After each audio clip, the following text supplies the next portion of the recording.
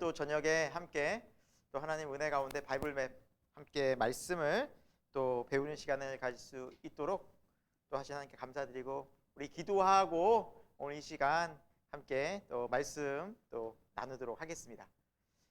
하나님, 오늘 이렇게 귀한 시간 또 우리에게 말씀을 보고 또 말씀을 듣고 또 말씀을 배울 수 있는 시간들을 허락해 주셔서 감사함을 드립니다. 한 주간 또 많이 또 지쳐 있을 수도 있고 이 저녁 시간에 많이 피곤할 수도 있습니다. 그러나 하나님 말씀 속에서 하나님께서 주신 위로와 새 힘 얻기를 소망합니다. 또 지혜와 능력 얻기를 소망합니다. 또 우리 믿음이 더욱더 굳건해지기를 소망합니다. 성령 하나님께서 이 말씀들을 잘 깨닫고 우리가 마음판에 새기고 순종하여 열매 맺을 수 있도록 역사하여 주옵소서. 마치는 시간까지 하나님께서 인도하여 주시기를 소망하며 예수 그리스도 이름으로 기도드립니다. 아멘.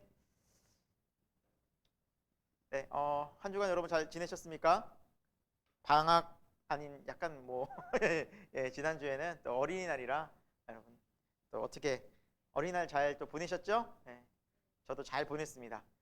피곤하게 보냈고 그 피곤이 아직까지도 삭혀지지 않는 것 같은 그런 시간을 보내고 있는데, 또 벌써 5월에 중순이 지금 되어져 가고 있는데 참 시간이 빠른 것 같아요. 네. 지난 시간에 이어서 마태복음 우리 13장 나가는데 네, 오늘도 또 부지런히 나가보도록 하겠습니다. 네, 부지런히 나가서 최대한 또 마태복음 우리가 잘 은혜롭게 마치었으면 좋겠고, 잘 읽고 계시죠 여러분? 네. 올려달라고 하니까 한 형제님만 올려주셔가지고 잘 읽고 있는지 제가 개인적으로 물어보도록 하겠습니다. 잘 읽고 계실지 믿고, 네, 여러분 한번 좀 꼭 읽어보시면 여러분 이게 더 여러분의 마음속에 깊이 새겨질 줄 믿고요. 같이 이번 기회에 더 깊이 말씀의 은혜가 있었으면 좋겠습니다. 오늘 마태복음 13장인데요. 첫 번째, 땅에 떨어진 씨 비유입니다. 우리 13장 1절에 보시면 이제 쭉 내용이 이제 예수님께서 씨 뿌리는 비유를 쭉 해 주신 것을 볼 수 있죠. 그러면서 그 씨가 길가에 떨어지고 얕은 돌밭에 떨어지고 또 7절에 가시밭에 떨어지고 8절에 좋은 땅에 떨어졌다. 그래서 좋은 땅에 떨어진 것은 100배, 또 60배, 30배 결실을 하였다라고 이렇게 말씀해 주셨습니다.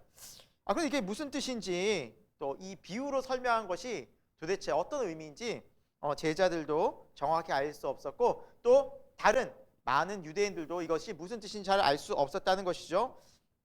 예수님께서 뭐라 말씀하십니까? 11절에 천국이 비밀이다 라고 말씀해 주셨어요. 근데 왜 비유로 말씀하셨는가? 13절에 보니까 들어도 보아도 깨닫지 못하게 하려 합니다 라고 나와 있어요. 그러면은 예수님 말씀하시는 것을 우리가 잘 못 깨닫게 하는 게, 잘 이해하지 못하는 게 예수님의 뜻인가? 아니라는 거죠. 그러니까 이 비유를 하신 이유는 15절에도 나와 있지만 사람들이 마음이 어떻게 하더라고요? 완악하여서. 그러니까 하나님의 말씀을 넓은 또 순종하는 마음, 겸손한 마음을 들으면 들리는데 마음이 완악하고, 또 당시 서기관과 또 바리새인들 또 대제사장들은 정말 예수님 어떻게 다 책잡을까, 공격할까, 죽일까, 그런 마음으로 말씀을 들으니 이게 말씀이 들리겠습니까? 그리고 말씀의 본질보다는 사랑과 자비보다는 외형주의, 형식주의에 가득 찼기 때문에 그 마음의 완악감 때문에 비유가 제대로 말씀이 들리지 않았던 것이죠. 그래서 귀는 듣지만 눈은 보지만 제대로 듣지 못하고 마치 감긴 것처럼 그렇게 되어졌다라고 이사야서의 말씀을 이루려 함이라라는 것이죠. 그리고 16절에는 예수님께서 말씀하시죠. 하지만 너희는 눈으로 봄으로 또 귀로 들음으로 복이 있다라고 이제 말씀해 주십니다. 이제 예수님께서 비로소 이 씨 뿌리는 비유를 설명해 주십니다. 이게 무슨 뜻이냐? 이 씨 뿌리는 비유는 마태, 마가, 누가 세 복음서. 그래서 이걸 우리가 계속해서 얘기 나누겠지만 공관 복음이라고 말합니다. 이게 마태, 마가, 누가 복음. 이렇게 마태, 마가, 누가를 공관 복음이라고 하는데, 공통된 관점을 가진 복음. 그래서 이 세 복음서에서 나오는 이 이야기들은 굉장히 유사하고 같은 이야기가 조금씩 이제 저자의 또 어떤 관점에 따라서 다르긴 하지만 거의 유사하게 많이 겹치는 부분이 많이 있다라는 것이죠. 예. 그래서 이 내가 땅에 떨어진 씨 비유는 마태, 마가, 누가 다 나옵니다. 예, 나오고요. 오늘 이 마태복음에 있는 말씀을 쭉 이제 우리가 예수님의 설명을 이제 들어보면, 자, 첫 번째 18절부터 보면 예수님께서 비유를 설명해 주시는데 19절에도 보면 아무나 천국 말씀을 듣고 다 깨닫지 못하는 이유는, 자, 길가에 떨어진 그 씨앗을 악한 자가 와서 빼앗는다라고 말씀했어요. 네. 빼앗는다. 그러니까 하나님의 말씀이 우리 마음밭에, 이 밭은 마음입니다. 여기서 이제 밭은 마음이고요. 그리고 씨는 말씀을 말합니다. 네, 여기서 이제 밭은 사람의 마음이고요. 씨앗은 하나님의 말씀이죠. 이 말씀이 이제 길가에 떨어졌다. 길가? 네, 길가 먼저 나오죠. 길가. 떨어지자마자 누가 갖고 가는 거예요? 지금? 악한 자. 마귀죠. 마귀가 와서 악한 자, 마귀. 그래서 쑥 그 씨앗을 갖고 가버린 거예요. 네. 그래서 제대로 뿌리나 제대로 땅에 심어지지 못하도록 그렇게 바로 이렇게 처음부터 잘 듣지 못하게 만드는 거죠. 하나님의 말씀. 그래서 정말 그런 경우 많습니다. 말씀을 전하려고 전도하거나 주위 사람들 알리는데 이 사람 들으려고 하지도 않아요. 그리고 정말 전하려고 마음 다 잡고 약속 딱 잡았는데 일정이 있어서 어긋나 버려요. 전도하다 보면 이런 경우 굉장히 많이 만나요. 그건 뭐예요? 이미 마귀가 듣지도 못하게 막 상황을 다 만들어 버리는 거죠. 두 번째, 돌밭에 뿌려져. 돌밭. 돌밭은 말씀을 듣고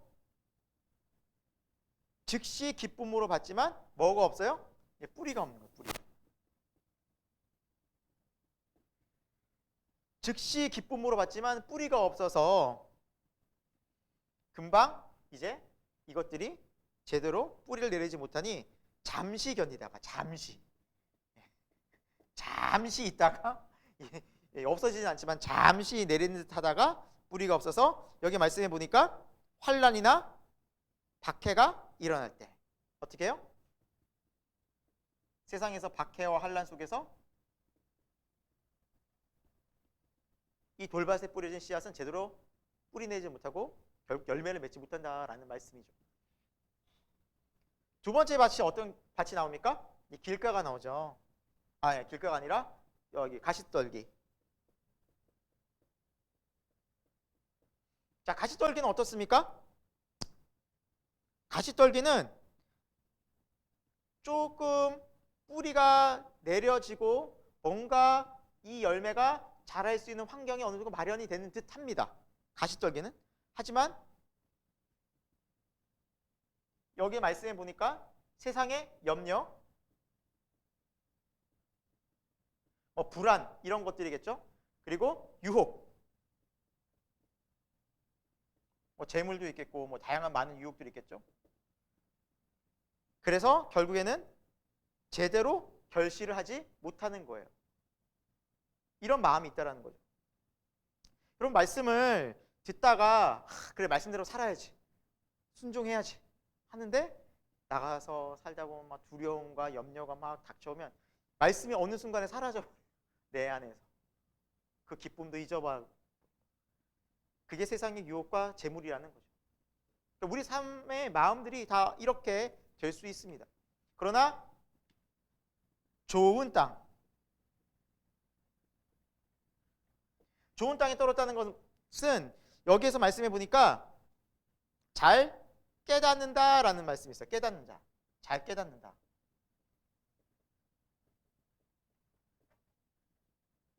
자, 이걸 조금 우리가 좀 생각해 보려고 합니다. 그 다음에 열매를 100배, 60배, 30배 맺는데 좋은 땅에 뿌려졌다는 이 의미를 마태복음에서는 잘 깨닫는다고 나와 있지만 누가복음에는 이 표현을 어떻게 썼냐면 이 좋은 땅은 이렇게 나와 있어요. 좋은 땅. 누가복음에 나오는 좋은 땅이 아까 전에 그 공간복음이라고 그랬죠. 이 부분이 누가복음에 어떻게 나와 있느냐? 이렇게 정확히 나와 있습니다. 착하고 좋은 마음으로 말씀을 듣고 먼저 착하고 좋은 마음 말씀 들음. 이미 듣는 자세가 다른 거예요. 착하고 좋은 마음, 열린 마음이죠. 의심하거나 그 말씀을 뭔가 내가 판단하는 것이 아니라 정말 선한 마음, 열린 마음, 믿음의 마음으로 이 말씀을 듣고 지키고 인내로 결실했다. 지키고 인내로 결실 했을 때 뭐 100배 땅땅땅 열매를 맺게 된다라고 나와 있죠. 자, 여러분 결국 하나님의 말씀, 즉 씨 말씀이 많은 사람들에게 전달이 됩니다. 뭐 여러분 예배 시간이나 혹은 여러분이 강의라든지 성경 말씀 배울 때 전달하는 사람 혹은 말씀이 동일하잖아요. 근데 누구는 그 말씀에 큰 변화가 있고 누구는 아무런 변화가 없을까라는 거죠. 그것은 곧 우리의 마음의 문제다. 그게 밭으로 표현된 거예요. 4가지 밭으로. 그러면 길가에 있는 이 마음이 안 되려면 어떻게 해야 되느냐? 누가복음의 말씀처럼 착하고 좋은 마음으로 들어야 돼요. 만약 여기서 강팍하거나 또 의심하거나 대적하거나 그러면은 이미 말씀이 들리진 않아요. 스데반 집사가 설교를 아무리 잘해도 그 설교를 듣는 그 유대인들이 마음이 꽉 닫혀 있어요. 그러니까 듣자마자 이 사람들은 돌로 스데반을 죽여버렸죠. 이미 마음 자체가 착하고 좋은 마음이 아니야. 드리려고 하는 마음이 아닌 거죠. 그러니까 마귀가 그 말씀들에 전혀 영향을 못 미치게 다 없애버리는 거죠. 두 번째, 돌밭에 있는 뿌리가 없는 잠깐의 기쁨.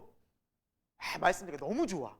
너무 기뻐. 막 즉시 들으면 막 할렐루야 할렐루야 하는데 금방 잠시 잠깐 기쁨은 어디로 간 데 없고 조금만 어려우면 그냥 말씀이고 뭐고 지금 뒤로 가고 있고 너무 실망하고 좌절하고 낙심하고 돼요. 자, 이런 사람들의 어떻게 보면은 모습은 이제 뭐가 문제일까요? 잠깐, 즉 인내를 우리가 말씀을 들을 때는 인내로 결실하는 게 필요해요. 그 말씀을 인내하고 붙잡는 마음이 필요한 거예요. 말씀은요, 즉시 기쁨으로 받는 것도 중요하지만 그 말씀을 지속적으로 인내하며 계속해서 내 안에서 곱씹어보고 묵상하는 게 너무너무 중요해요. 어려워도 그 말씀을 인내해봐야 돼요. 세 번째로 가시떨기에 있는 마음은 염려와 세상의 유혹과 재물들. 이것은 어떻게 우리가 이겨낼 수 있을까요? 말씀을 정말 지켜봐야 돼요. 이 상황 속에서. 정말 염려가 딱 다가와요. 그 성경에 뭐라 말씀하고 있어요? 아무것도 염려하지 말고 모든 일에 기도와 간구로 감사와 함께 기도해라. 기도해봐야겠다. 유혹이 찾아와요? 어려움이 찾아와요? 말씀으로 물리치랬지. 지켜봐요. 그러니까 말씀을 지키는 것도 굉장히 중요한 거예요. 그러니까 만약에 우리가 하나님의 말씀을 좋은 마음으로 듣고 이렇게 인내하고 지키려고 하면 좋은 땅에서 열매를 100배로 맺는다는 거죠. 결국에는 열매 맺는 마음은 좋은 땅밖에 없어요. 이런 마음에서 내가 위안받아서는 안 된다는 거죠. 결국 우리는 이 마음으로 나가야 돼요. 어떻게 해요? 착하고 좋은 마음으로 먼저 말씀을 듣고 지키고 인내하여 결실을 맺는 그러한 연습을 해야 돼요. 이게 내 마음 밭을 기경하는 거예요. 여러분 설교를 여러분이 들으실 때 이렇게 듣는 연습을 하시면 혹은 여러분이 뭐 설교뿐만 아니라 어떤 말씀을 여러분이 묵상하시고 할 때 이렇게 하나님의 말씀을 듣고 그리고 지키고 인내하며 묵상하는 생각 계속해서 이 말씀을 되뇌이는 연습하면 나중에 어떻게 된다고요? 그 말씀이 살아 역사하는 것을 경험하게 된다는 것이죠. 문제는 내 마음이 문제지 말씀에는 전혀 아무런 문제가 없어요. 같은 씨예요. 하지만 내 마음의 상태에 따라서 열매가 맺혀지느냐 안 맺혀지느냐예요. 이 세 개는 안타깝지만 전혀 열매를 맺지 못하는 밭이에요. 절대 가면 안 되는 거예요. 여기서 만족하면 안 돼요. 난 뭐 가시떨기 정도만 돼도 만족하지 뭐. 이 정도만 해도 괜찮아. 아닌 거죠. 열매를 맺지 못하면 의미가 없는 거예요. 예수님이 열매 없는 무화과 나무를 뭐 하셨어요? 저주하셨죠. 우리는 열매를 맺혀야 돼요. 그 나무의 열매를 보고 그 나무를 안다 그러잖아요. 이 마음을 우리가 갈아엎어야 돼요. 지키고 인내하고 순종해서 하나님의 말씀을 여러분 기억하고 순종하고 묵상하고 이 어려운 상황에서도 어떻게 하려 말씀을 지키려고 애를 써야 돼요. 순종하려고. 그래야만 열매가 맺혀지는 거예요. 문제는 내 마음이 있다는 거죠. 자, 다음으로 넘어가 봅니다. 다음 장. 자, 천국은 또 어떻게 비유가 되느냐? 알곡과 가라지 비유를 주님께서 또 해놓으셨어요. 천국은 좋은 씨를 밭에 이제 뿌리는 사람과 같다라고 이제 말씀하시고요. 근데 그 밭에 가라지도 뿌렸다. 그럼 가라지 누가 뿌렸느냐? 원수가 뿌렸다라고 나와요. 원수 누구에게어요? 마귀죠. 네, 마귀죠. 그런데 그 밭에 있는 그 알곡과 가라지가 함께 나니까 저거를 어떻게 가라지를 뽑아버릴까요? 하니까 아니다. 추수 때까지 함께 자라게 놔둬라. 나중에 결국 가라지는 가라지대로 또 알곡은 알곡대로 다 곳간에 넣으리라. 가라지는 불사르고 알곡은 곳간에 넣으리라고 주님이 말씀해 주셨어요. 물론 이 비유에 대한 설명은 36절부터 나오니까 31절을 먼저 얘기를 하도록 하겠습니다.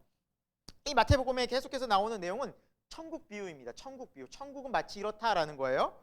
자, 31절에 천국은 마치 겨자씨 한 알과 같다. 여러분 겨자씨가요 어느 정도로 작냐면 볼펜을 가지고 약간 이렇게 점 찍는 거 눈에 거의 볼랑말랑한데요. 볼펜으로 좀 살짝 찍으면 이게 육안으로 잘 설명이 이게 안 되잖아요. 있는지 없는지. 그것처럼 아주 작은 씨인데 이것이 이게 뿌려져서 자라게 되면 너무너무 이제 커지는 나무가 된다라는 거예요. 마치 천국은 그렇다라는 거예요. 눈에 보이지 않지만 딱 천국이 그 사람의 삶의 마음에 뿌려지면 왜요? 그림이 그림이 너무너무 작은데 이 나무의 이 씨앗의 생명력 때문에 나무가 크게 자라서 새들이 깃들일 만큼 큰 나무가 된다는 거죠. 그게 뭐예요? 천국의 생명력이라는 거예요. 눈에 보이지 않게 작지만 이 씨앗의 생명력이 있는 것처럼 천국도 그런 생명력이 있다는 거죠. 내 삶을 또 내 주에 영향력을 미친다는 거죠. 두 번째 33절에 천국은 마치 누룩과 같다라고 나와 있어요. 누룩은 뭡니까? 이스트 이렇게 부풀리게 하는 거잖아요. 그렇죠? 작은 빵이 누룩을 넣으면 크게 부풀리듯이. 그러면서 영향을 미치는 거죠. 34절에 35절에 보면 왜 이런 비유로 말씀하시냐? 하나님께서 나중에 이제 이 모든 것들을 예수 그리스도를 통해서 비유로 다 감추인 것을 드러내려 하신다라고 말씀이 나와 있는데 이 비유는 사실은 설명을 잘 듣고 이해하게 되면 그것이 명확해지지만 그 비유에 대한 정확한 설명을 이해하지 못하면 이게 전혀 보이지 않아요. 이게 천국의 비밀인 거죠. 이 말씀을 겸손히 듣고 배우려는 사람에게는 이 비유가 보이지만 강팍하고 아까 전에 마음의 문을 닫고 또 불신을 가지고 또 완악한 사람들에게 이게 전혀 이해가 되지 않고 볼 수도 없다라는 거죠. 그게 비유의 목적이라는 것이죠. 이제 이 비유를 통해서 예수님께서는 천국 진짜 비밀을 다 드러내고 계신다는 거죠. 자, 가라지 비유로 다시 한번 설명을 해보면 자, 아까 가라지는 무슨 의미였을까요? 이제 쭉 설명을 해주십니다. 씨를 뿌리는 자는 인자 주님이시고요. 밭은 세상이다.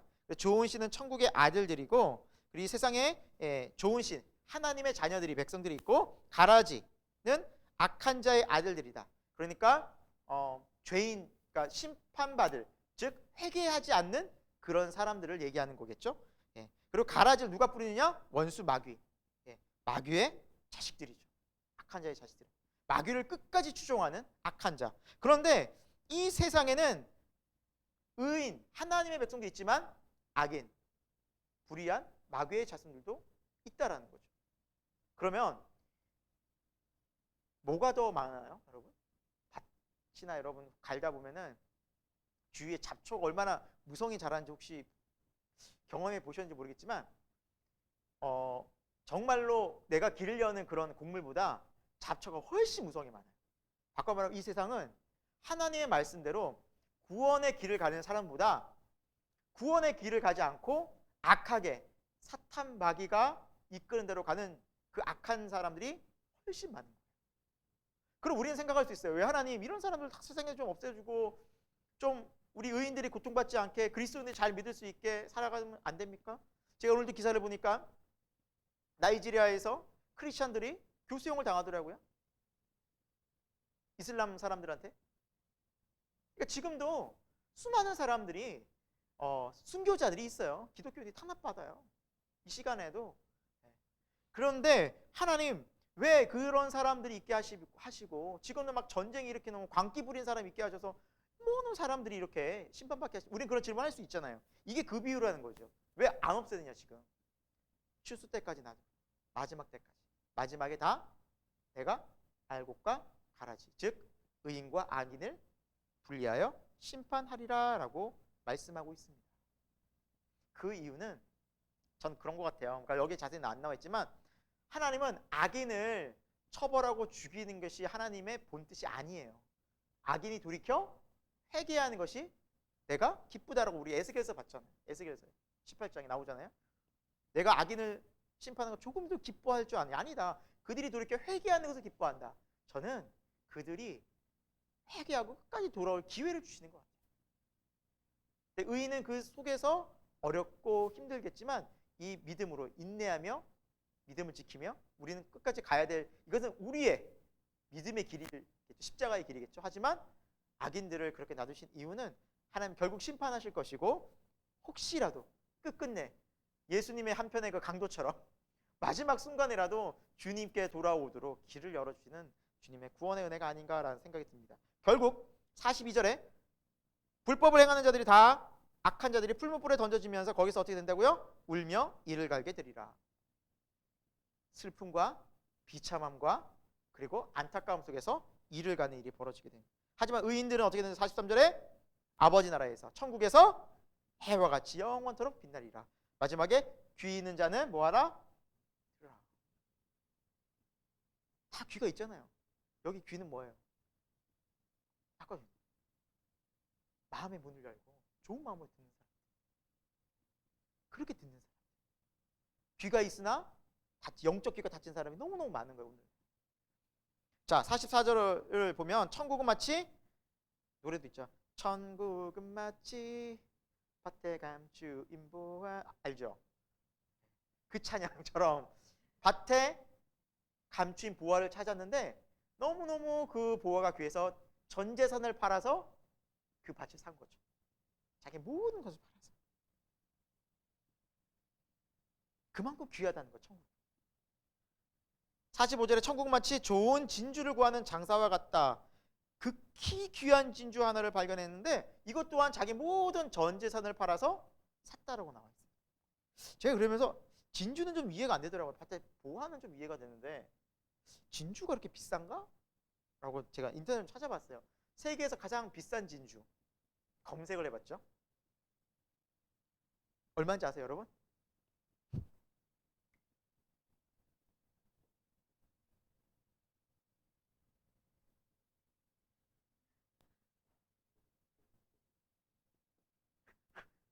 $1124억. 이게요 2016년도에 발견이 됐는데 어디서 발견됐냐면 필리핀의 한 어부의 집에서 발견됐어요. 필리핀의 어부가 이 진주 34kg짜리 진주를 집에 34kg 진주를 집에 이렇게 부적처럼 모셔놨는 거예요. 그게 그렇게 값어치 나건지 모르고 부적. 그러니까 뭔가 신비하니까 자기 집을 보호해 줄 것처럼. 그런데 만약에 누가 그 집에 갔는데 그게 진주인지 알아봐요. 그러면은 몇 억 내고 사시겠어요? 1, 2억만 줘도 이 사람이 팔지 않을까요? 어부가? 그러게. 왜? 가치를 모르니까 이 사람은. 그냥 신비한 부적인데 1, 2억을 주면 자기 평생 벌어봐야 1, 2억을 손에 잡겠냐고요. 가난한 어부가 사죠. 1,000억이 넘어. 가치 아는 사람. 그렇다는 거예요. 천국이 그렇다는 거예요. 천국을 발견하면 내 모든 시간과 내 모든 것들을 다 해도 아깝지 않은 거예요. 그게 천국의 가치라는 거예요. 눈빛이 반짝반짝거리네. 1,000억이 넘어간다고 하니까 여러분들 바로 이해가 되시네요. 네. 그만큼 천국은 귀합니다. 네. 값비싼 진주. 자, 47절에 천국은 마치 그물과 같다. 이 그물의 의미는 뭐예요? 49절에 보니까 세상 끝에도 의인과 악인을 갈라놓으리라. 그래서 어부들이 물고기를 잡으면 팔 수 있는 것, 못 파는 것 구분한대요. 그러니까 예를 들어서 뭐 큰 거, 또 치어들 구분하는 거죠. 그것처럼 마지막 날 주님이 사람들을 어떻게 해요? 왼편과 오른편, 양과 염소, 아까 알것과 가라지 다 분리하세요. 중간은 없어요. 그게 천국이라는 거예요. 중간은 없어요. 그래서 의인은 어떻게 천국에서 있지만 악인은 풀무불에 던져 넣고 거기서 울며 이를 갈리라. 원망과 또 후회와 불평으로 가득하겠죠. 자, 51절과 52절입니다. 자, 이 모든 것을 깨달았느냐? 예수님께서 우리에게 말씀하시기를 천국에 제자된 서기관마다 새 것과 역 것을 곳간에서 갖고 오는 사람과 같다라고 이제 말씀하시는데, 자, 천국에 제자된 서기관, 여러분 서기관이 어떤 사람입니까? 바리새인 중에서도 말씀을 잘 깊이 있게 연구해서, 그렇죠? 말씀을 잘 아는 사람이잖아요. 그래서 천국에 제자된 서기관은 하나님의 복음 가운데서 옛 것과 새 것을 잘 구분하는 집주인 것 같다. 진짜 진리의 복음이 무엇인지, 지금 예수의 말씀을 듣고 여기 복음이 무엇인지, 율법주의가 무엇인지 정확하게 잘 구별해서 뭘 따라가는 거예요? 네, 새 것, 새 포도주, 주님의 복음을 따라가는 거죠. 네. 그렇게 살 것이다 라고 말씀해주고 있죠. 분명히 확실하게 구별된다는 거예요. 율법주의와 복음은 명확하다는 거예요. 자, 53절부터 쭉 보시면 이 말씀을 쭉 하시는데 사람들이 와, 어떻게 예수가 이렇게 능력과 지혜가 있어? 놀라는 거예요. 감탄하는 거예요. 들으니까 너무 명확하거든요. 그런데 그때 사람들이 55절에 뭐라 말해요? 이 사람이 야, 마리의 아들 그 목수 아들 아니야? 마리의 아들 목수, 요셉의 아들 목수 아니야? 목수. 우리가 그 형제들도 다 알고 있잖아. 야고보, 요한, 시몬, 유다라고. 그리고 그 누이들도 우리가 다 알고 있는데 별 볼일 없는 사람 아니야? 출신, 집안 무시한 거죠. 배척한 거. 결국에 네가 뭐 잘났다고 지금 뭐 가르치고 있어? 네 집안을 내가 아는데 사람들이. 그때 예수님께서 뭐라 말씀하세요? 58절에 그들이 믿지 아니함으로 많은 능력을 행하지 않으셨다라고 말씀하세요. 그들의 편견, 자기 생각에 사로잡혀서 예수님의 말씀을, 능력을 그곳에서 경험하지 못한 거예요. 안타깝게도 육신에 보이는 것들 때문에. 14장으로 가보도록 하겠습니다. 14장에는 이제 세례 요한의 죽음에 대해서 나오는데, 여기 분봉왕 헤롯이 이렇게 1절에 시작하고 있는데, 이 헤롯은 여러분 우리가 저번에 초반에 배웠듯이 헤롯 안디바죠, 그렇죠? 헤롯 안디바가 그 배다른 형제죠, 헤롯 빌립의 아내 헤로디아를 이제 취하는 장면과 그 상황 속에서 불법을 저질렀죠. 엄연히 가정이 있고 한데도, 그렇죠, 불의한 방법으로 막 아내를 쫓아내고 그리고 불의하게 그렇게 결혼을 해버린 거죠. 그래서 이것을 세례 요한이 지적했어요. 그래서 세례 요한이 죽었잖아요. 그런데 그렇게 두려운 가운데 있었는데 예수님이 이렇게 막 활동하시니까 또 이 헤롯 안디바가 이렇게 얘기한 거예요. 2절에 세례 요한이 살아난 거 아니야? 예수님을 보고. 그렇게 두려운 마음에 겁을 먹고 얘기를 했다는 거죠. 그러면서 쭉 이제 뒤에 이야기가 이제 세례 요한이 어떻게 죽음을 맞이했는지가 나옵니다. 그렇죠? 예. 우리는 이 이야기는 뭐 넘어가도록 하겠습니다. 우리 그때 좀 다뤘죠 그때. 예, 그 넘어가도록 할게요. 자, 13절입니다. 13절에 이제 오병이어의 사건이 나오죠. 네, 오병이어의 사건도 우리가 이제 그때 뭐 충분히 다뤄가지고 이 오병이어의 사건을 예수님께서 일으키시면서 5천 명을 그렇죠? 장정만 5천 명이니까 뭐 아이나 이제 여성이라든지 다 합치면은 뭐 2만 명은 죽게 되지 않았을까? 네, 그들을 다 예수님께서 먹여 주셨다. 예수님께서 그렇게 배를 채우셨다. 하지만 이것은 더 중요한 게 요한복음 6장에 육신의 떡보다 예수님이 생명의 떡이라는 것이 더 중요한 메시지였다. 여러분 기억하시죠? 네, 넘어가도록 하겠습니다. 또 반복되게 되면 너무 시간이 많이 걸려서 제가 조금 이제 방법을 알았어요. 너무 오래 끌면 늦춰진다는 걸. 그래서 넘어가도록 하겠습니다. 자, 그렇게 예수님께서 오병이어의 기적을 일으키시고 이동하시면서 따로 기도하러 23절에 보니까 가셨어요. 그래서 제자들이 먼저 배를 타고 갈릴리롯을 지났는데 밤에 사경에 밤 25절에 보니까 밤 사경에 큰 풍랑을 만난다라고 나와 있죠. 여러분 성경을 보다 보면 뭐 1경, 2경, 3경, 4경이 나와요. 유대인들의 밤에 대한 시간이거든요. 그래서 이렇게 생각하시면 돼요. 밤이에요. 밤. 저녁 6시부터 이렇게 1경, 2경, 3경, 4경, 밤. 이렇게 나눠요. 6시부터 9시까지 3시간 간격으로 1경, 2경, 3경. 유대인들은 밤을 이렇게 나눠요. 대략. 정확하게 똑 떨어진 건 아니지만 대략 이렇다라는 거예요. 그러면은 다른 또 시간도 있잖아요. 낮 시간. 예수님께서 뭐 제 3시에 제 뭐 이렇게 달리셔서 뭐 또 제 저기 9시까지 달려 6시간 동안 달려 계시니라 해서 유대인들 시간이 몇 시 나오잖아요. 거기에는 플러스 6이라는 거예요. 낮 시간은. 낮에는. 그러니까 예수님께서 3시에 십자가에 못 박혀 죽으셨다. 제 3시. 그러면은 우리 시간으로는 몇 시를 말해요? 9시요. 9시. 그렇죠. 오전 9시를 얘기하는 거죠. 3시. 그럼 1시는 언제일까요? 6시예요. 6시. 6시부터 1시, 2시, 3시, 4시, 5시, 6시, 7시, 8시, 9시, 10, 11, 12 되는 거죠. 이해되세요? 네. 낮에는 플러스 6을 하고 밤에는 1경, 2경, 3경, 4경. 여러분 이제 요로 성경을 보시다 보면 이렇게 이해를 해 주시면 좀 쉽게 이게 시간 우리 시간으로 이해가 될 수 있어요. 자, 밤 4경이니까 깜깜한 그 새벽이에요. 새벽 3시부터 6시 가장 어두울 때죠. 그때 이제 큰 풍랑이 이니까 이들이 어디로 가는지도 모르고 두려움에 떨고 있을 때 예수님께서 바다 위를 걸어서 오시고 있어요. 얼마나 급하셨던지 막 이렇게 빨리 막 걸어오시는 것 같아요. 그러면서 제자들이 위령이다라고 소리치니까 예수님께서 27절에 즉시 말씀하시고 두려워하지 마라. 안심해라. 나다. 그러니까 28절에 베드로가 뭐라 그래요? 만약 주님이시라면 나로 하여금 오라 하셔서 와라. 걸어라. 그러니까 베드로가 무리를 걷는 또 베드로는 기적을 경험합니다. 근데 그때 베드로가 바람을 보고 주위에 갑자기 계속 풍랑이 일고 있었으니까 예수님을 봤을 때는 걸었지만 주위에 풍랑을 보는 즉시 무서워서 빠지게 됐죠. 그러면서 주여 나를 구원하소서라고 손을 내밀자 예수님이 손을 즉시 내미시고 믿음은 작은 자 왜 의심하였느냐. 정말 큰 믿음과 담대한 믿음이 있었다면 끝까지 주님께 갔겠지만 베드로는 끝까지 믿지는 못했죠. 그래서 다시 주님과 함께 배에 올라탔죠.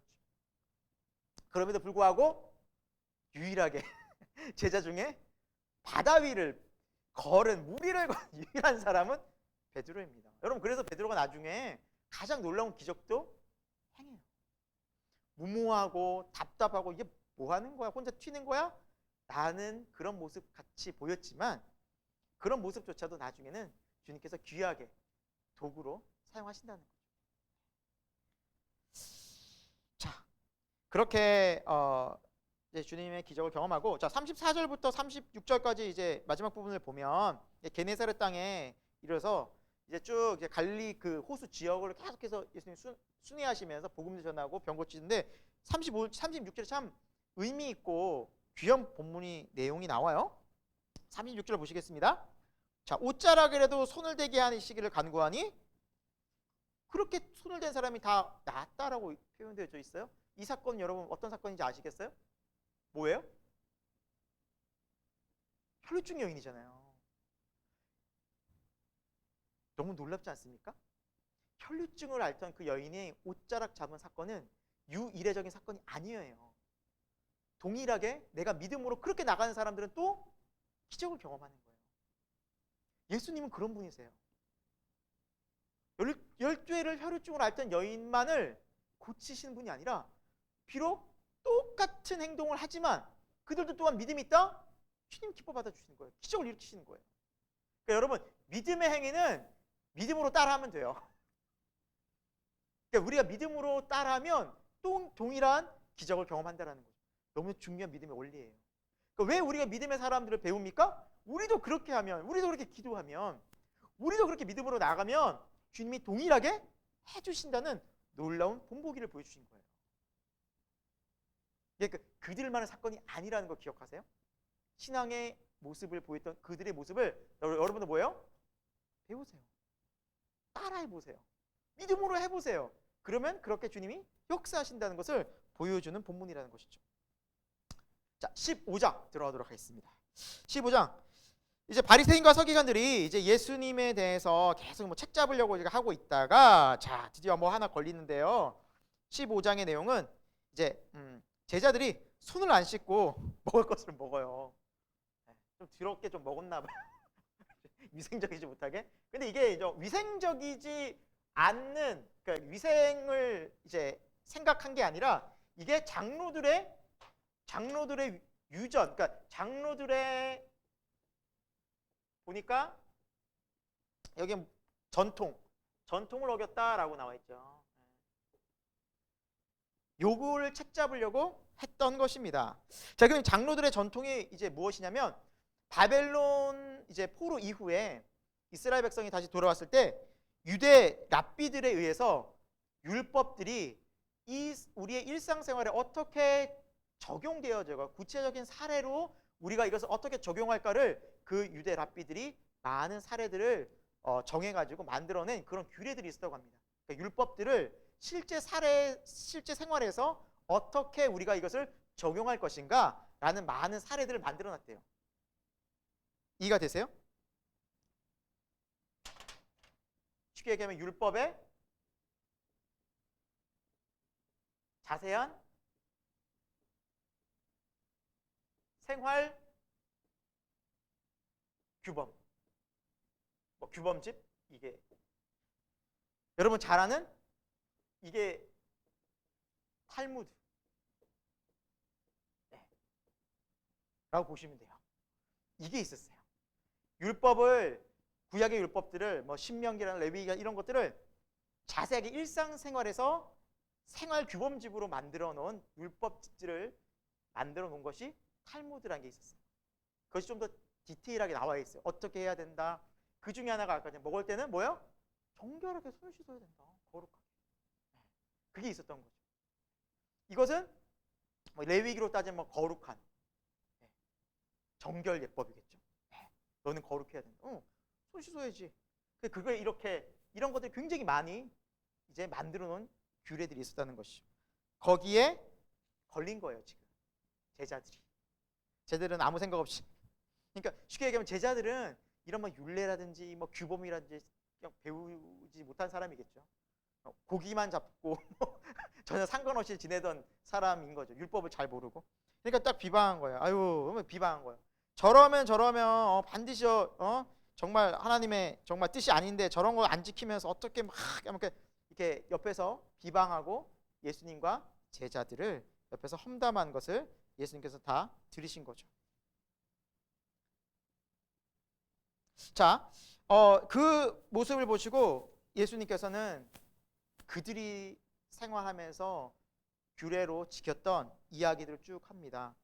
그 중에 하나가 뭐였냐면 이 유대인들이 당시 지켰던 규례 중에 하나님께 드리고 하나님께 바치는 일들을 만약에 잘 하기만 하면 부모님께 공경하는 것을 공경해야 되는 그런 것들을 좀 덜해도 좀 모자라도 하나님 충분히 이해하신다라는 그러한 규례들이 또 있었어요. 그러니까 쉽게 얘기하면 10계명에 보면 1계명부터 4계명이 어디에 대한 계명이에요? 하나님께 대한 계명. 그리고 어쨌거나 내 부모를 공경하라는 것도 그 다음 계명이잖아요. 그러니까 뭐가 먼저라는 거예요?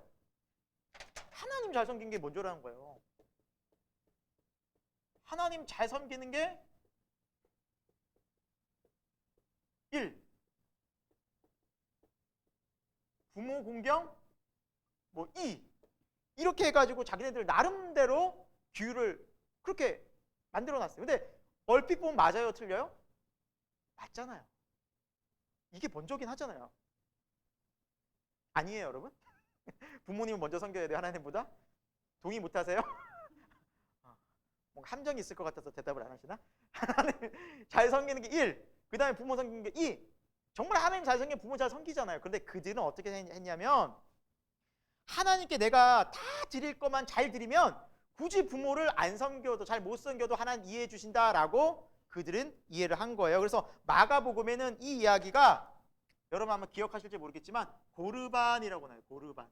들어보셨어요? 고르반이라고 하면 내가 부모를 비록 못 섬겨도 하나님의 율법을 다 지키는 거야 라고 그들은 이야기했던 거죠. 그럼 이게 어떻게 악용되었느냐? 자, 하나님께 내가 드리고 하나님께 잘하는 거는 판단이 서요 안 서요? 누가 기준이야? 누가 얘기해줘요? 자기인 거예요. 자기 만족인 거예요. 그럼 자기가 만족적으로 하나님한테 잘 드렸다고 생각해. 그럼 굳이 내가 부모 공경 안 해도 되는 거야.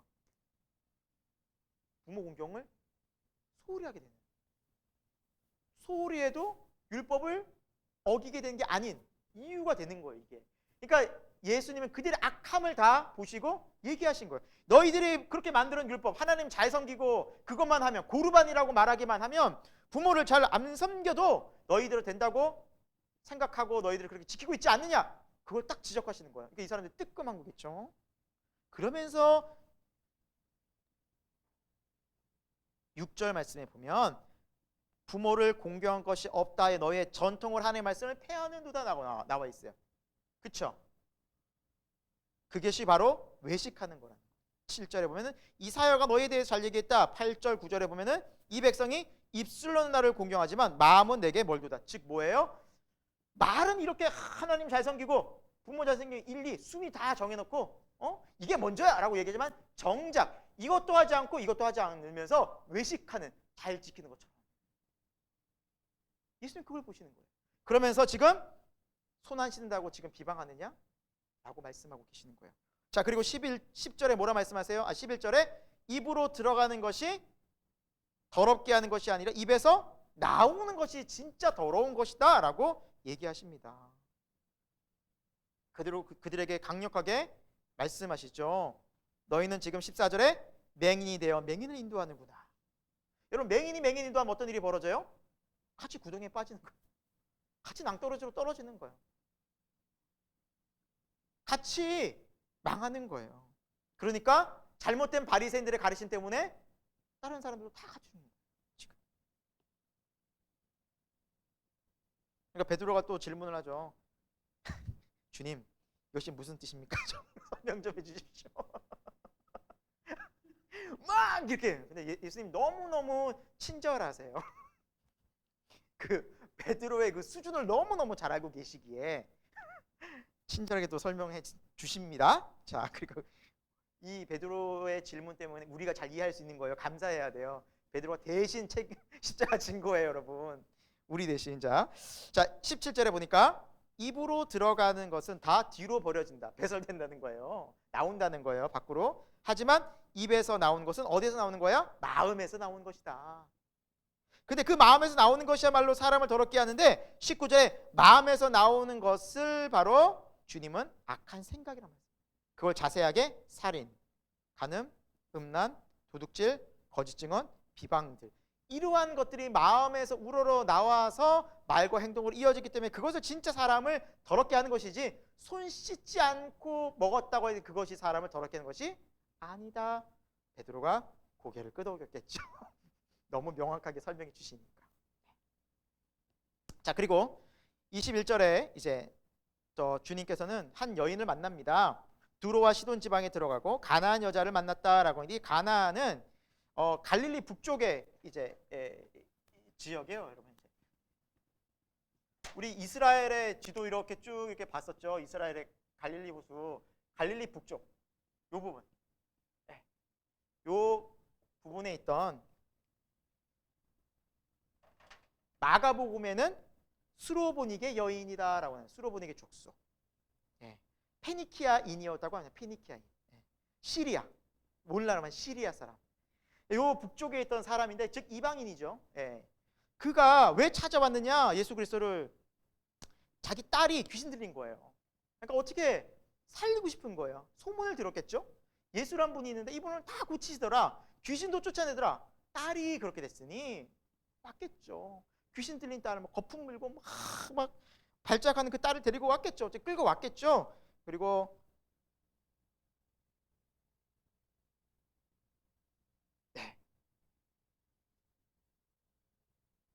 지금 귀신 들린 딸을 데리고 왔는지 안 데리고 왔는지는 성경에 안 나와 있어서 이거는 제가 보류, 지금 본문에는 나와 있다.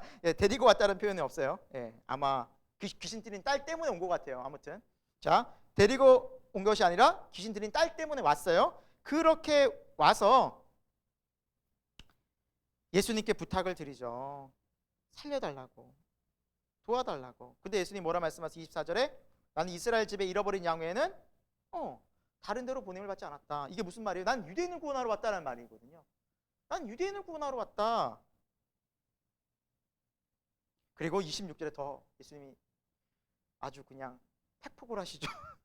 자녀의 떡을 취하여 개들에게 던지니 마땅치 아니하다. 그럼 이 여자는 지금 뭐 한 거예요? 비유해서 보면 개인 거예요, 개. 근데 당시 유대인들이 이방인들이나 사마리아 사람은 진짜 개 취급했거든요, 이방인들. 그러니까 그거를 그대로 인용하신 거예요, 지금. 그러면은 이 여인의 입장에서는 똑같네, 그냥 저 유대인들이나 말이야, 우리를 저렇게 개 취급한 유대인이냐, 예수나 똑같네 그냥 하고 화내고 가야 되잖아요. 상식적인 선에서 보면 자존심 상하잖아요. 여기까지 왔는데. 근데 뭐예요, 이 여인이? 27절에 올소이다. 맞습니다. 그러나 개들도 주인의 상에서 떨어지는 뭘 먹는다? 부스러기를 먹습니다. 밥풀떼기라도 주옵소서. 빵부스러기는 주옵소서. 얼마나 겸손해요. 그러니까 지금 예수님은 이 여인의 믿음을 사람들에게 보여주고 싶으신 거예요. 하나님께 나오는 자세는 겸손이라는 거예요.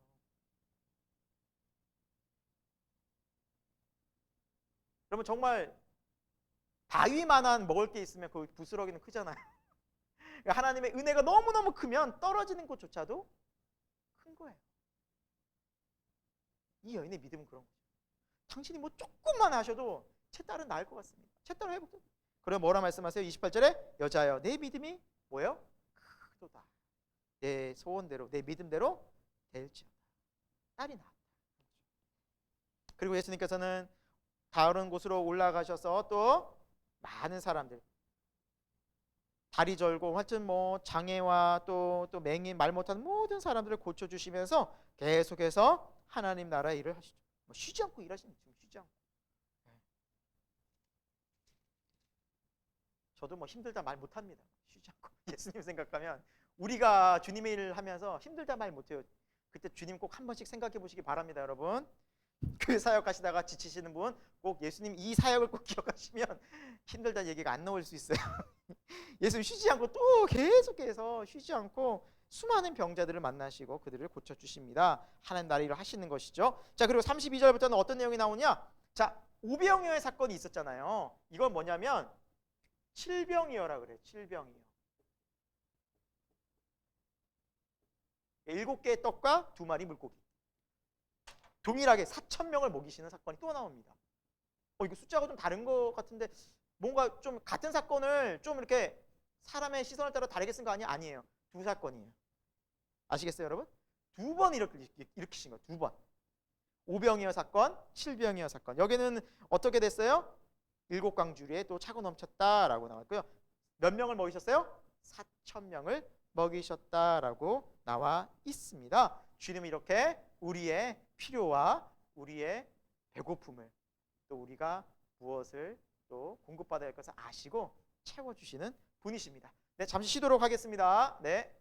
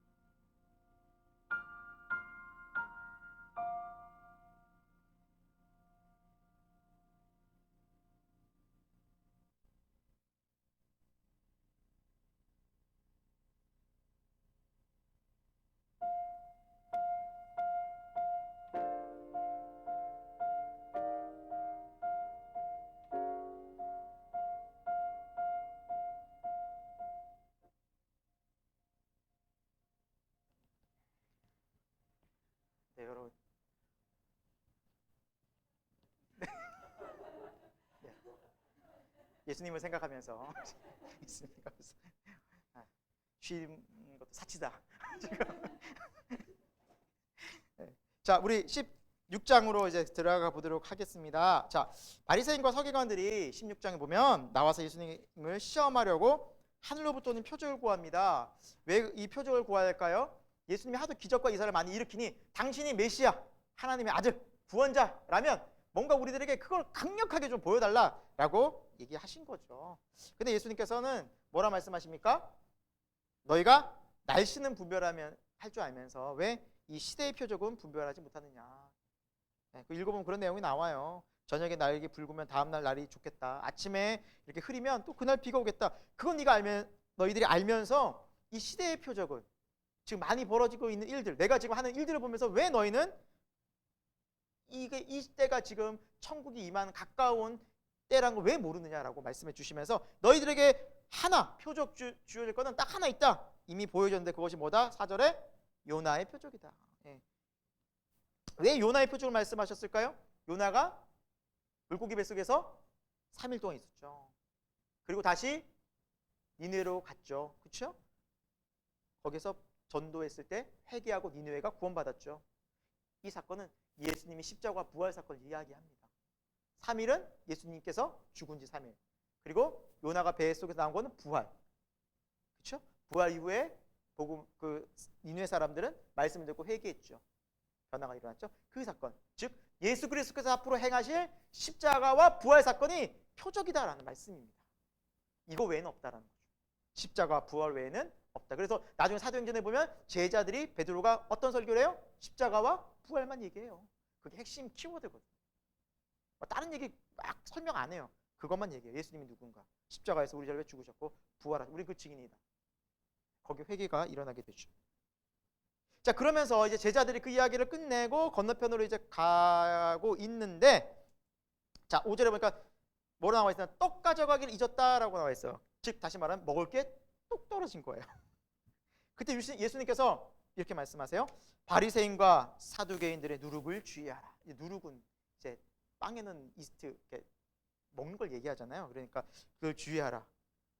그러니까 제자들이 야 7절에 우리가 떡을 놓고 왔네. 그걸 깜빡했네. 예수님이 지금 그들이 준 떡 먹지 말라고 말씀하시는 거야 하고 이해를 하는 거예요. 지금 무슨 말인지 알겠어요? 우리가 떡이 없는데 바리새인과 서기관들이 주는 떡 먹지 마. 그러니까 제자들 이렇게 얘기하고 있으니까 예수님이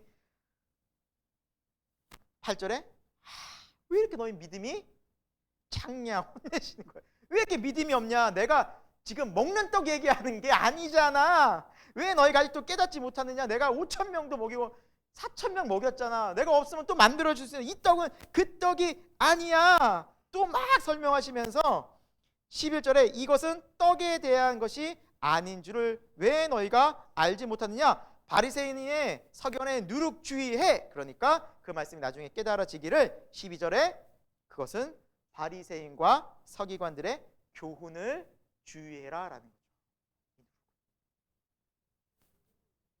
그러니까 예수님께서 비유로 말씀하신 거예요.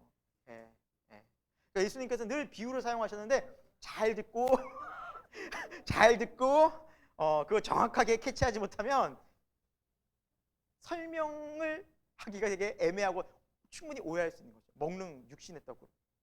그러니까 자꾸 육적으로 생각하려는 마음이 제자들은 강했고 예수님은 언제나 중요한 거예요. 영적으로 접근하라는 거예요. 본질을 보라는 거예요.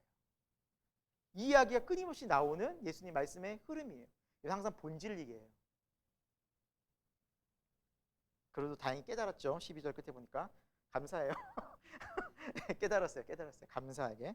우리도 깨달을 수 있어요. 베드로와 제자들 깨달을 우리도 깨달을 수 있어요. 자, 그 다음에 이제 13절에는 빌립보 가이사랴 지방에서 이제 이르렀을 때 빌립보 가이사랴 지방 이 윗부분이었죠. 그렇죠? 헤롯 빌립이 왜 이 빌립보 가이사랴냐? 이제 헤롯 빌립이 가이사랴, 그러니까 로마의 황제를 위해서 그냥 그곳에 아름답게 만들어놨어요. 도시를. 그러니까 로마의 황제를 숭배하기 위해 아름답게 만든 로마가 어떤 나라예요, 여러분? 우상 숭배 나라잖아요. 각종 신들이 있는 나라잖아요. 다신을 인정한 나라잖아요. 그러니까 막 각종 신상이 가득한 그곳에 이르렀을 때 예수님이 물으시는 거예요. 인자를 누구라느냐? 그러니까 사람들이 세례 요한이다, 더러운 엘리야다, 예레미야다. 그게 중요하지 않다. 15절에 너희는 나를 누구라 하느냐? 그때 시몬 베드로가 바로 나서죠. 기회는 바로 이제 베드로가 차지를 하죠. 시몬 베드로가 이르되 주는 그리스도시요 살아계신 하나님의 아들이십니다. 예수님 너무너무 기뻐요. 복되도다. 바요나시구나. 17절 보면 이를 너에게 알게 하니는 누구다? 혈육이 아니다. 네 지성과 네가 유전자를 잘 물려받아서가 아니다. 누구다? 하나님 아버지다. 하늘에 계신 아버지. 성령의 감동으로 그것이 알게 된 거예요. 그리고 예수님께서 말씀하시죠. 베드로에게 이 반석의 교회를 세우리니 음부의 권세 이기지 못하리라. 여러분, 이 반석 위에 내 교회를 세우겠다. 이거를 잘 해석을 해야 돼요. 카톨릭은 이 반석이 베드로라는 한 사람을 얘기했는데 우리 개신교에서는 이 반석이 믿음의 신앙의 고백을 얘기해요. 그래서 이 믿음의 고백, 그리스도가 하나님의 아들이시고 우리의 참된 메시아 구주라는 것을 고백하는 그 믿음 위에 교회가 세워졌다라는 것을 우리는 개신교회는 이렇게 고백을 해요. 근데 카톨릭은 아니에요. 베드로라는 한 사람. 그래서 교황이 왜 중요하냐? 그 베드로의 열쇠를 계속해서 지원받았기 때문에 그 사람은 그게 중요한 거예요. 이 열쇠 없으면 천국 못 가! 이런 거예요. 지금 그들은. 그래서 교황 엄청 중요해요. 교황이. 천국 열쇠 계속 전해줘야 돼요. 그 사람들.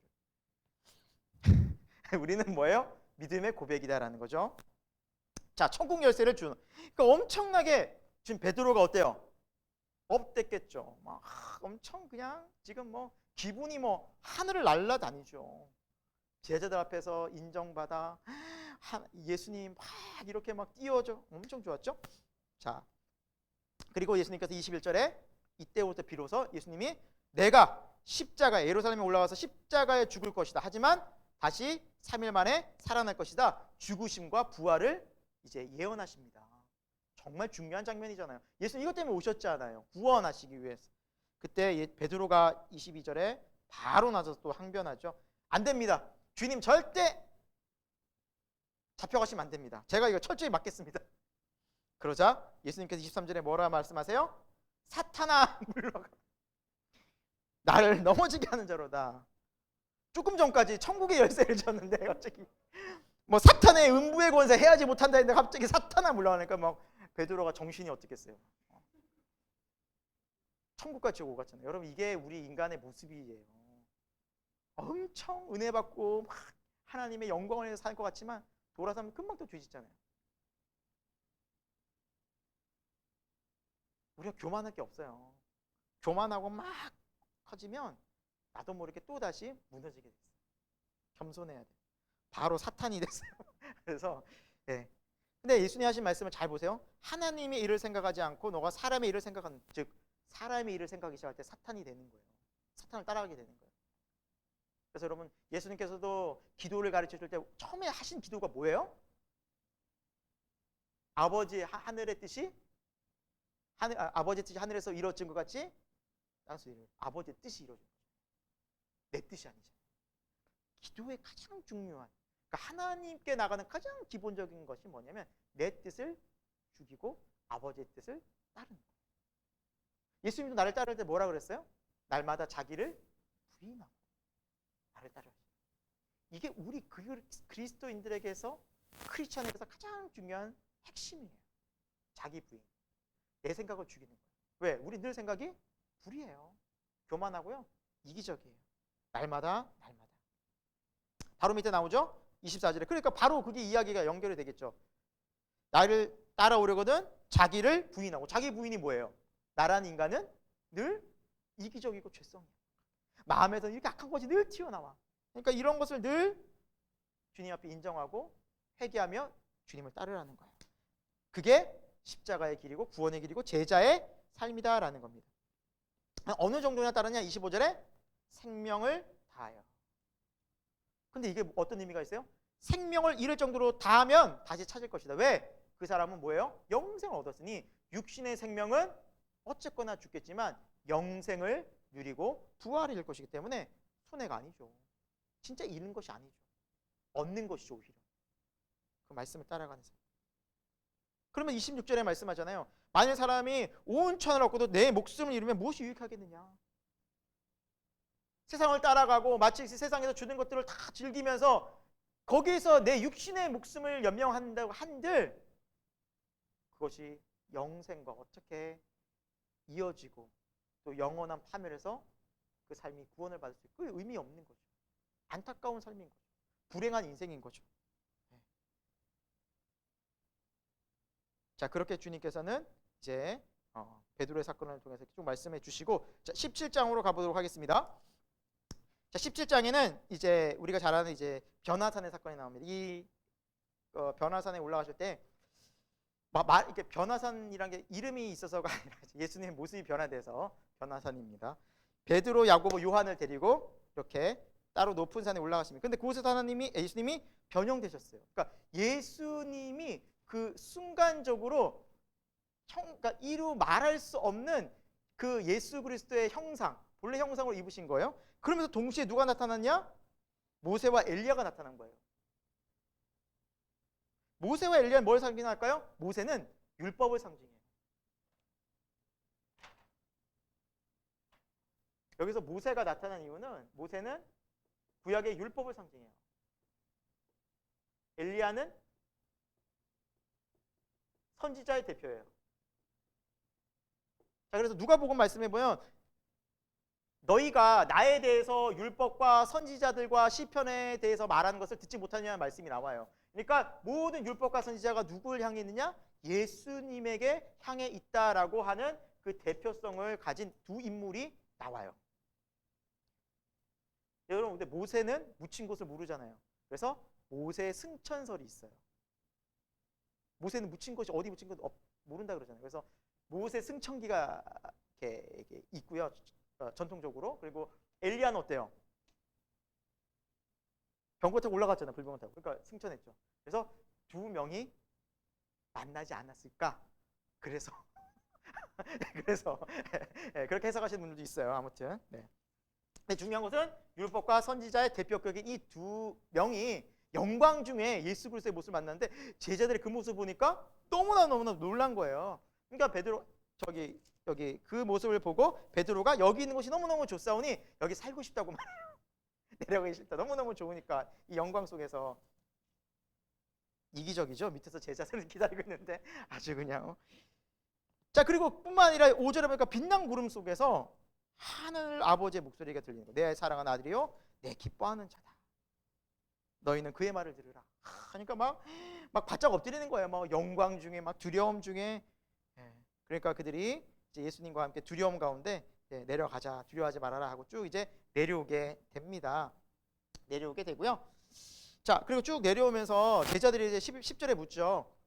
서기관들이 엘리야가 먼저 와야 한다고 했는데 이것이 누구를 말합니까? 엘리야가 왔을 때 사람들이 함부로 대했고 임으로 대우했다라고 말씀하시면서 인자도 그들이 나를 그렇게 대할 것이다. 함부로 대할 것이다. 그러면서 그 엘리야가 13절에 누구라고 말하고 있어요? 세례 요한이다라고 말씀해 주고 있어요. 그러니까 마지막 때가 되면 엘리야가 와서 그리스도를 예표할 것이다라고 예언서에 나와 있는데 그 예언이 실제 엘리야가 아니라 세례 요한을 얘기하는 거다라고 예수님께서 설명해 주세요. 자, 그렇게 이제 내려왔어요. 14절에 보니까 이제 무리 가운데 이제 쭉 근데 제자들이 먼저 밑에서 있었겠죠. 근데 그 상황에서 한 사람이 내 아들이 간질러 그러니까 귀신 들려가지고 막 심히 고생하는데 지금 남아있는 제자들한테 도와달라고 했는데 아무도 그걸 못했어요. 예수님이 오니까 비로소 막 붙잡거든. 그러니까 예수님이 뭐라 그러세요? 17절에 이 믿음이 없고 패역한 세대 혼내시죠. 그러니까 예수님께서 화내시고 주로 혼내시는 장면이 믿음 없을 때, 의심하고 막 정말 예수님 앞에서도 막 두려워할 때, 풍랑 있는 바다에서 예수님 계신데 주여 우리가 죽겠나이다 지금 여기서 잠잘 때가 아닙니다 하고 막 깨웠을 때 그때 예수님께서 왜 믿음이 없느냐, 믿음이 없을 때 주님이 화를 내세요. 우리가 믿음이 없을 때 이해해 주셔야 돼요. 우리의 믿음이 그만큼 중요하다는 것이죠. 믿음이 없고 패역한 세대여 얼마나 너희가 너에게 참으리요 하면서 그를 이리 데려오라 라고 이제 딱 예수님 말씀하세요. 그리고 쫓아내시죠. 그리고 19절에 어찌하여 우리가 쫓아내지 못했습니까? 라고 이제 묻죠. 근데 마가복음 9장에는 기도 외에는 이런 이유가 나갈 수 없느니라 라고 나와 있어요. 이 동일한 본문이. 근데 여기서는 믿음이 작은 까닭이다 라고 있어요. 너희가 만약 아까 겨자씨 있죠? 봤죠?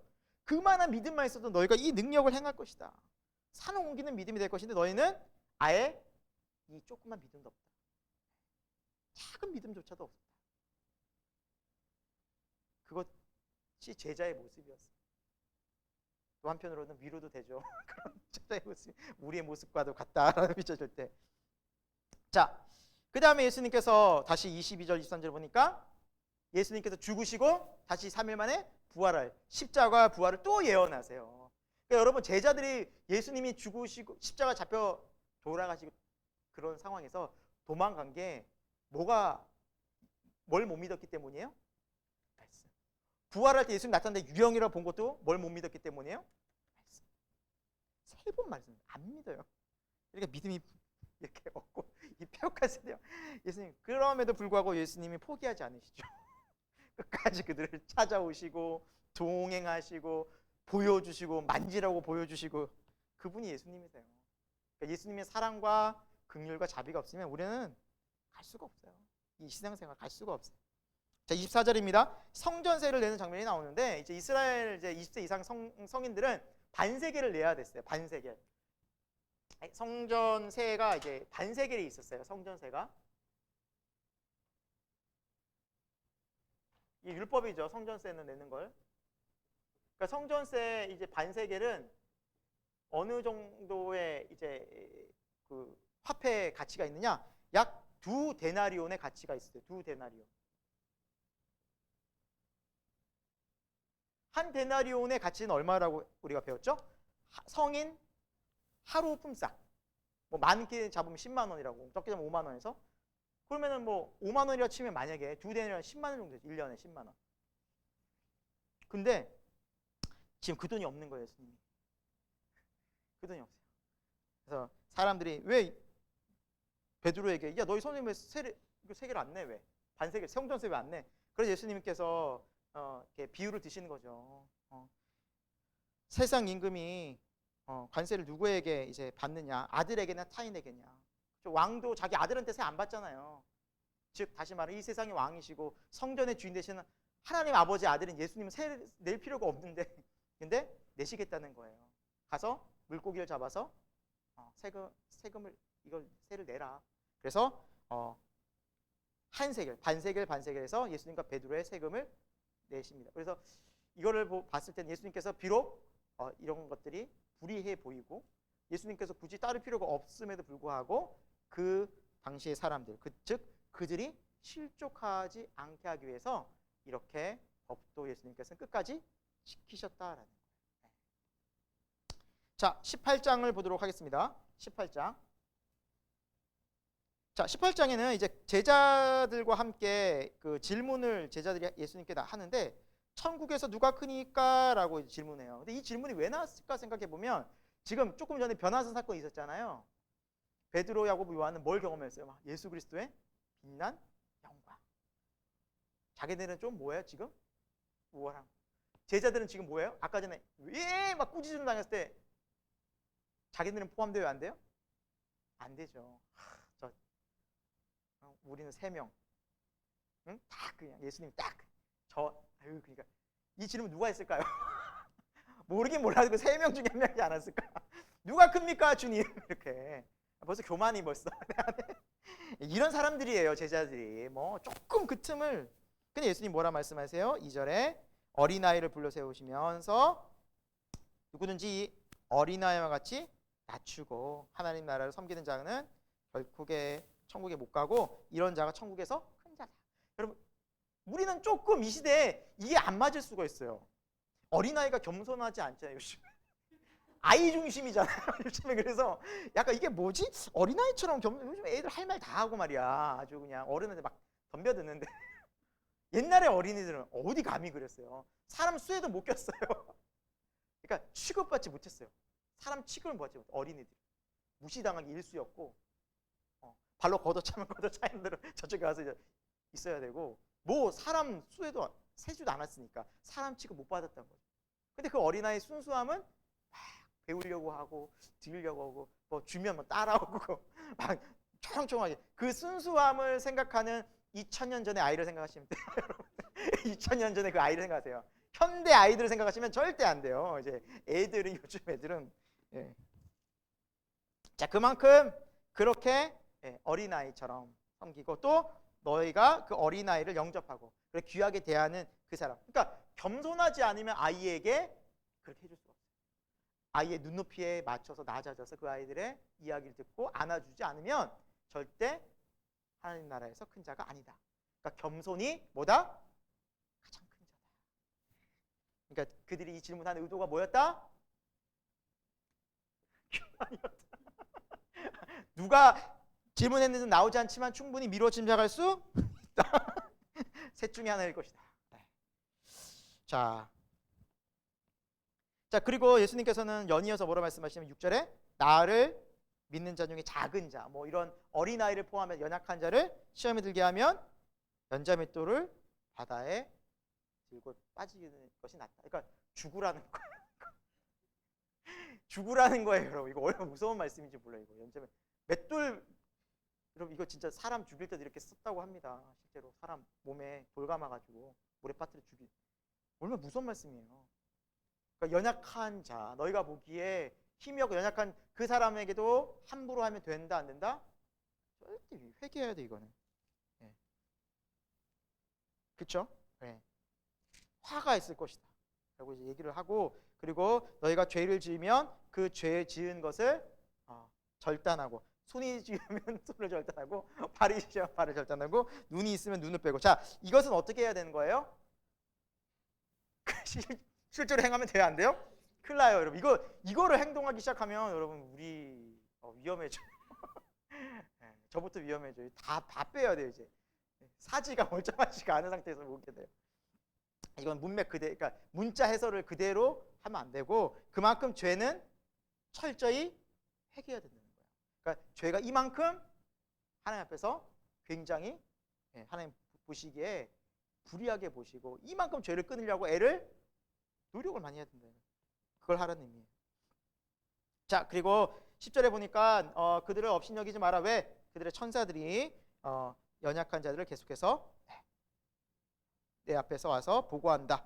이렇게 나와 있죠. 그리고 12절부터 잃은 양 한 마리에 대한 이제 비유를 하세요. 우리가 누가복음 15장에 이게 자세히 나와 있죠.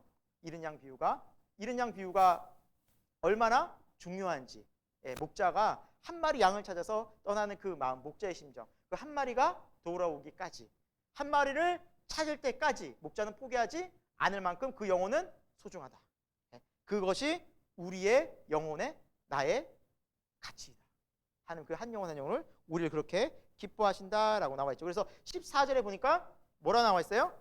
하나라도 잃는 것은 하늘에 계신 너희 아버지 뜻이 아니다. 그러니까 하나님이 작정된, 약속된, 예정된 영혼은 다 구원받아요. 이건 명확해요. 마지막 때까지 기다리신 이유가 그거예요. 작정된 영혼을 끝까지 그 한 영혼을 구원하기 위해서. 그때까지 주님은 기다리실 거예요. 그 한 영혼을 위해서.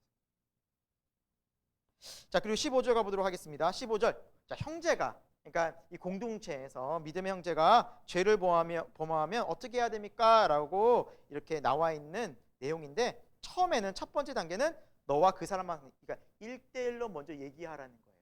개인적으로. 그러니까 문제가 있고 그 사람이 있으면 공개적으로 처음부터 딱 하지 말고 개인적으로 만나서 얘기해라. 두 번째, 그래도 말을 안 듣는다 그러면 두세 사람을 데리고 와서 한 번 더 얘기해라.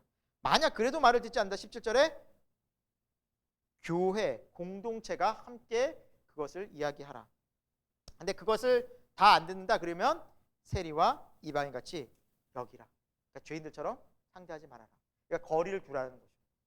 이 거리를 두는 것도 아주 벌이라는 게 아니라, 하나님이, 여러분, 그럼 예수님이 이방인과 세리는 구원받지 못하는 사람이었어요? 아니었잖아요.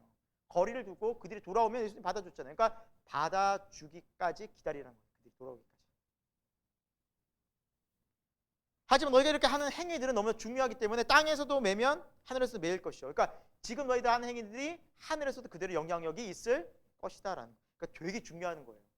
우리가 하는 믿음의 행위들이 하나님께서도 인정해 주시는 믿음 행위들이란. 교회가 그만큼 중요한 거죠.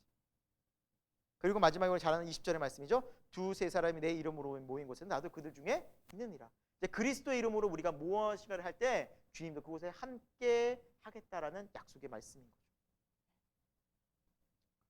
자, 그 이후로 이제 베드로가 용서에 대한 질문을 합니다. 주여, 내가 몇 번까지 사람들 용서해야 됩니까? 그리고 22절에 7번 해야 됩니까?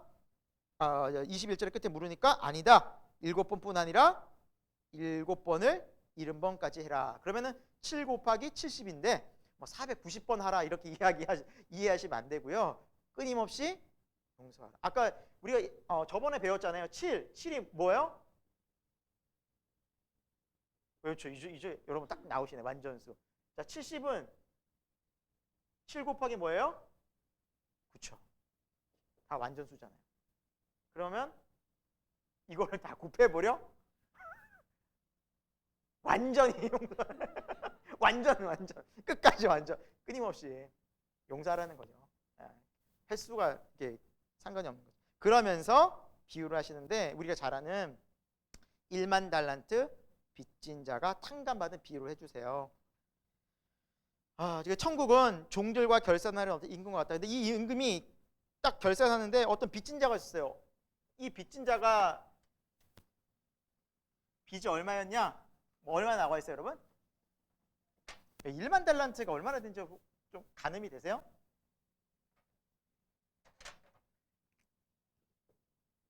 이건 금입니다, 금. 금 1만 달란트. 뭐 요즘 금 시세 뭐 계산해 보면 뭐 예를 들면은 20에서 30억 돼요. 한 달란트가. 그럼 이거 대충 해보면 이제 조 단위가 나와요, 아무튼. 근데 그것보다도 이거 조보다도 더 이거는 좀 우리가 좀 더 와닿게 느꼈으면 좋겠는 게 뭐냐면 당시에 유대인들 있잖아요. 당시 유대인들이 내던 세금이 있어요. 세금. 유대인들이 이스라엘에서 유대와 사마리아가 그게 금 600달란트예요. 그 나라 전체 세금이 600달란트예요. 자, 1만 달란트에 몇 배 차이가 얼마나 나요? 잘 가늠이 안 가시죠? 자, 여러분 2021년도에 우리나라의 세금이 얼마인지 아세요? 저도 찾아봤어요. 300조가 넘어요. 이상이에요. 세수가. 한 해. 그럼 이건 무슨 개념인지 아세요? 지금 이 사람들이 1만 달란트로 했을 때는 그 사람이 내는 그 세금의 10배가 훨씬 넘는 그 금액을 빚졌는데 이걸 갚아야 된다고 말한다면 지금 우리로 따지면 우리나라에 예수님이 지금 많이 하신다면 한 해 300조인 우리나라에 곱하기 10배 3,000조가 넘는 금액을 빚졌다는 거예요. 지금 한 사람이. 가능해? 이 말이에요. 지금 이게 가능해? 못 갚는 거예요. 이거는 무조건 끝이에요. 1조도 그러니까 예수님이 아예 불가능한 걸 얘기하신 거예요. 너 못 갚아. 대대로 자자손손 죽을 때까지도 못 갚어. 이건 그 말이에요. 죽을 때까지도 못 갚고 대대로도 못 갚아. 이건 너희 죄는 해결이 안 되는 거예요. 300조 하니까 좀 감이 가시죠? 3,000조 이상. 자, 그렇게 말씀하시죠. 그런데 그 왕이 임금이 너무너무 불쌍하는 거예요. 정말 저도 갚으려고 하는데 좀 봐주세요 하니까 너무 그 불쌍한 모습을 보시고 긍휼히 여기서 21절에 불쌍히 여겨 모든 빚을 탕감해 줍니다. 얼마나 기뻤겠어요. 뭐 기뻐 방방 뛰며 나가면서 동시에 28절에 자기한테 100데나리온 빚진 동료를 만난 거예요. 100데나리온은 성인이 약 한 100일 정도 일하는. 그래서 그냥 쉽게 생각하면 자 10만 원으로 치면 1,000만 원 정도로 그냥 볼 수 있죠. 그렇죠? 1,000만 원 자기한테 빚진 사람 만나는데 멱살을 붙잡고 빚갚아. 저 갚게도록 제가 좀 갚겠습니다. 좀 조금만 봐주세요. 안 돼. 너는 버릇진 내가 언제까지 봐주냐. 버르장머리 고쳐야 되고 감옥에 채무 불이행으로 감옥에 보내버렸네. 그 이야기를 누가 들었어요? 임금이 들은 거예요. 너무너무 화가 나는 거예요. 임금이 다시 부른 거예요. 야, 내가 너를 너무 불쌍히 여겨서 내 모든 빚을 탕감해 줬는데 너는 그 많은 빚을 탕감받고도 그거 용서를 못하니? 라고 말씀하신 거예요. 그게 33절의 말씀이에요. 내가 너를 불쌍히 여겨서 너의 죄를 다 용서해 준 것이 그렇게 큰데 너는 다른 사람을 마땅히 용서해야 되지 않겠냐? 마땅하지 않겠냐? 자, 그러면서 그 왕이 그를 다시 옥에 가두죠. 35절에 너희가 각각 마음으로부터 형제를 용서하지 않으면 하늘 아버지 너희에 이와 같이 하시리라. 용서는 무조건 해야 돼요. 그럼 그 용서를 무조건 하기 위해서 우리는 뭘 알아야 돼요? 내가 이런 채무가 있는 사람이고 갚을 수 없는 죄 가운데 있는 죄인 중에 악인인 것을 알면 알수록, 그리고 죄의 용서가 십자가에서 경험되면 경험되어질수록 우리는 용서할 수밖에 없어요. 그러면 바꿔 말하면 왜 용서가 안 되느냐? 이걸 경험하지 못해요. 내가 얼마나 큰 주님 앞에서 죄인인지 모르는 거예요. 그 용서가 안 돼요. 용서할 수가 없어요. 그러니까 우리가 얼마나 큰 죄인지를 알고 그 죄가 얼마나 주님의 십자가 앞에서 놀랍게 용서함 받았는지를 경험하면 경험할수록 우리는 다른 사람도 용서해 줄 수 있어요. 여러분, 그래서 회개가 되게 중요해요. 회개를 깊이 하면 깊이 할수록 우리 다른 사람도 용서할 수 있게 되지만, 내 삶에 회개가 없고 내 잘못을 뭐 치렀는지 모르지만 그렇게 살아간다면 다른 사람 용서하지 못하는 거죠. 여러분, 늘 회개할 수 있기를 바랍니다. 죄를 지으란 말이 아니에요. 우리는 그냥 살아가는 것 자체가 죄예요. 숨쉬고 생각하고 하는 게 늘 불순종이고 늘 교만하고 나도 모르는 사이에 천국과 지옥을 왔다 갔다 해요. 그냥 그러면서 늘 회개하고 주님의 은혜를 크게 볼 때 우리는 용서할 수 있다. 용서를 마땅히 해야 한다. 용서하지 못하면 어떻게 해야 돼요? 기도해야 돼요. 주님, 용서하도록 도와주옵소서. 제 죄에 그걸 막 기도해야 돼요. 이게 잘 안 되잖아요. 우리는 내가 얼마나 큰 죄인인지 우리 다 그걸 잘 모르잖아요. 잘 안 느껴지잖아요. 그걸 느껴가고 배워가는 게 신앙생활이고, 사도 바울이 노년에 뭐라고 했어요? 나는 죄인 중에 내가 가장 큰 죄인이었다. 살아가다 보니. 그러니까 그의 마음은 늘 사랑과 용서였던 거죠. 우리가 그리스도를 닮아가고 한다는 게 바로 이런 삶이라고 성경은 말씀하고 있습니다. 19장입니다. 네, 예수님께서 이제 뭐에 대해서 설명해 주시면 이혼에 대해서 설명하십니다. 자, 바리새인들이 나와서 예수님을 시험하여 이르되 3절에 보니까 어떤 이유가 있으면 그 아내를 버리는 것이 옳으니까? 라고 이혼에 대해, 이혼 사유에 대해서 물으세요. 그때 예수님 뭐라 말씀하십니까? 아니다, 본래 하나님께서 남자와 여자를 한 몸이 되게 하셨고, 그리고 하나님이 짝 지어주신 것을 사람이 나누지 못한다. 이것이 기본 원칙이다. 이혼은 하나님 뜻이 아니라고 못 박아 주셨어요. 그러니까 이 사람들은 바로 딱 이유를 줘. 모세는 이혼 증서를 써서 이혼 가능하다고 얘기해 줬는데요. 근데 그 이유가 뭐예요? 8절에 끝에 보니까 너희의 마음의 뭐 때문에? 완악함 때문에 아내 버림 허락하였다. 여러분, 저번에도 우리가 이혼의 사유에 대해서 얘기를 우리가 잠깐 나눴었잖아요. 이혼 사유 뭐였어요? 여자가 요리 못해도 목소리 커도 뭐 그러면 얼마나 많아요. 그게 그 여자는 어떻게 살아야 돼요? 쥐죽은 듯이 조금만 이제 남편의 저기 되면 눈치 보이고, 그리고 남자는 막 그냥 마음대로 이혼 사유 있어. 이혼 사유 너 안 되겠어. 이혼해. 나가 너 나가. 이러면 그거를 바꿀 도리가 없는 거예요. 그 여자는 그렇게 버림받는 거예요. 그러니까 여자의 삶이 어떻겠냐는 거예요. 남자가 함부로 하고 무시하고 함부로 대하고 때리고 폭행해도 거기서 말 못하고 지내는 게 여성들의 삶이었던 거죠.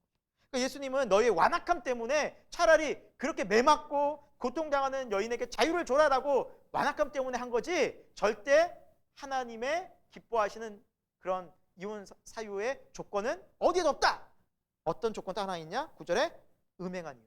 그러니까 성적 타락을 한 이유 외에는, 간음죄 외에는 안 된다라고 나와 있어요. 그게 바로 예수님께서 말씀하신 이혼에 대한, 가정에 대한 중요한 원칙이었다라는 거죠. 자, 13절로 가보도록 하겠습니다. 또 예수님께서는 아이들을 안고 안수기도 하시면서 이렇게 대하고 있는데 사람들이 막, 어린아이들이 막 오는 걸 막 또 막 맞고, 막 아까 전 애들인가 무시하고 발로 차고 있는. 그래서 놔둬라 천국이 이런 사람의 곳이다 라고 예수님이 그들을 안아주시죠. 그래서 예수님은 낮고 또 그들을 소외되고 또 연약한 자들을 늘 품으시는 그런 분이세요. 그런 분, 성품 자체가 그런 분이세요. 그러니까 우리의 연약함을 너무 잘 알고 계시는 거예요. 자, 16절부터 보면 이제 어떤 사람이 이제 재물 많은 청년이죠. 부자 청년을 우리 이야기가 나오는데 예수님을 찾아와서 얘기하죠. 선한 선생님, 내가 어떤 일을 하여 영생을 얻겠습니까? 하고 이제 탁 물어요. 영생에 대해서 관심 있는 또 부자, 또 젊은 사람이니까 예수님이 너무나 눈여겨보셨어요. 어찌하여 너는 선한 일을 나에게 묻느냐라고, 너 계명들을 지키지 않았냐? 그러니까, 예, 지켰습니다. 살인하지 말라, 간음하지 말라, 도둑질하지 말라, 이런 십계명들을 다 지켰느냐? 그러니까 네, 지켰습니다. 정말 지켰는지 안 지켰는지 아무튼 떳떳하게 딱 얘기를 해요. 그러자 딱 주님께서 보시죠. 부족한 것이 있는데 그리고 너 소유를, 재산을 다 팔아서 가난한 자들에게 나눠주어라. 그리하면 하늘의 보화가 있을 것이다. 그리고 나를 따르라. 제자로 부르시죠. 근데 그 청년이 어떻게 해요? 22절에 재물이 심이 많은 거로 근심하며 돌아가요. 근심하며.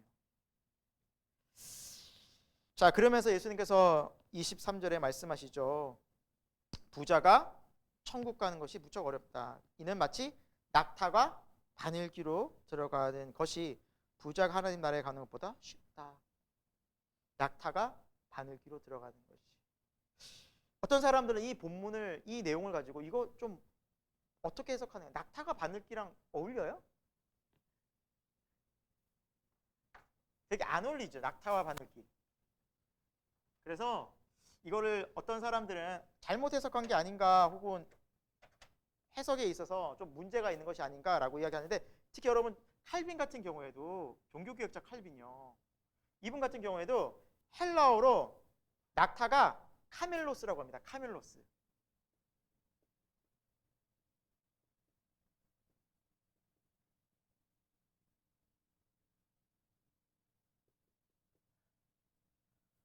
그런데 여러분 밧줄 있잖아요. 밧줄. 밧줄은 카밀로스라고 합니다. 카밀로스, 헬라어로.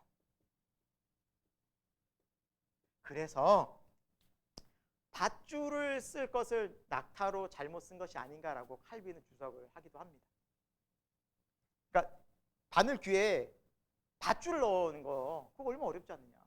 그걸 비유하려고 라고 하는데, 그럼 성경에 그러면 잘못, 이제 오류가 났다는 거 아니겠습니까? 단어를 일단 이거 잘못 썼죠. 비슷하긴 하지만 오류가 있다는 거 아니에요. 그래서 그 신학자 랑게라는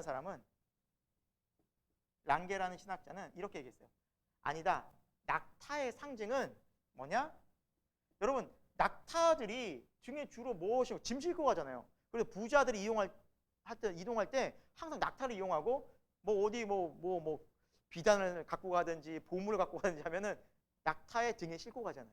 그래서 낙타는 뭘 상징한다? 부자. 당시 낙타들은 부자들이 주로 사용하는 거다. 그래서 바늘귀는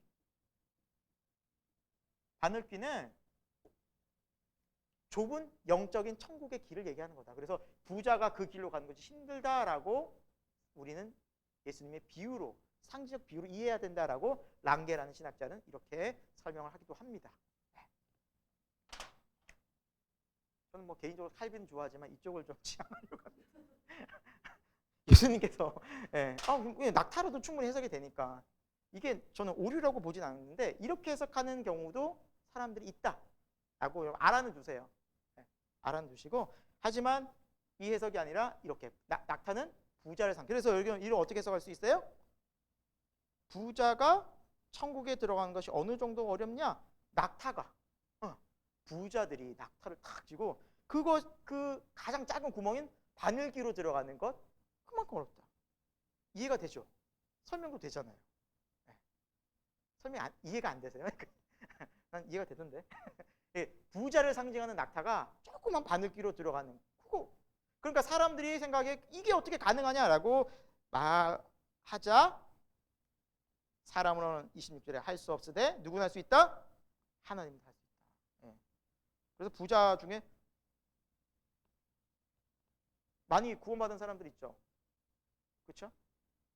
부자, 세리 삭개오도 부자였고, 물론 다 나눠준 다음에 나중에 이제 가난하게 됐지만 어쨌거나. 그리고 아리마대 요셉 부자였죠. 돌무덤을 가진 부자. 예, 부자였어요. 부자. 뭐 부자들도 구원받을 수 있어요. 적긴 하지만. 아무튼 그렇게 하나님께서는 구원을 이루어 주신다. 그러자 베드로가 묻죠. 주여, 우리는 다 버리고 주를 따랐습니다. 하니까 그래, 잘하였다. 너희들도 우리 뭐 적겠습니까? 그러니까 나중에 너희도 12보좌에 앉아서 12지파를 심판하리라 이러는 죽음 다음에 영원한 천국에서의 그 은혜를 얘기해. 그러니까 다시 말하면 현세에서는 뭐 받을 거 생각하지 마, 이 말씀이에요. 현세에서는 뭐 없어. 죽은 다음에 영원한 심판 때에 너희도 나와 함께 심판에 참여하리라. 베드로가 잘 이해했는지 모르겠어요. 그 당시에. 나중에야 이제 이해가 됐겠지만. 자, 그러면서 예수님께서는 뭐라 말씀하세요? 내 이름을 위하여서 집도 버리고 형제나 자매를 뒤로 한 자는 여러 배를 받고 또 영생을 상속받으리라. 이거는 영원한 삶이지 이 세상의 부귀영화를 누린 것이 아니다라는 겁니다. 그래서 그렇게 천국에 들어가게 된 자는 먼저 된 자로서 나중되고 나중된 자로서 먼저 될 자가 많다. 그러니까 이 믿음의 원리를 먼저 알았다고 해서 더 이 사람이 열매 맺고 잘 되는 것이 아니라 비록 늦게 믿었어도 이 사람이 정말 어떻게 믿냐에 따라서 충분히 열매가 많을 수 있다라는 거죠. 근데 그런 자가 많대요. 심지어 많대요. 늦게 믿어도 어떻게 믿느냐에 따라 다른 거죠. 그래서 여러분, 구원은 은혜로 받아요. 구원은 노력입니까? 우리의 행위입니까? 전혀 일도 없어요. 구원은 100% 은혜입니다. 행위, 노력, 1도 포함이 안 돼요. 전혀 이건 있을 수가 없어요. 전적인 하나님의 구원의 은혜. 하지만 구원 이후의 삶, 구원 이후의 삶, 구원의 삶, 이제 구원 이후의 삶은 뭐예요? 이거는 은혜와 심지어 여기에 뭐가 들어가냐? 우리의 노력, 순종, 충성.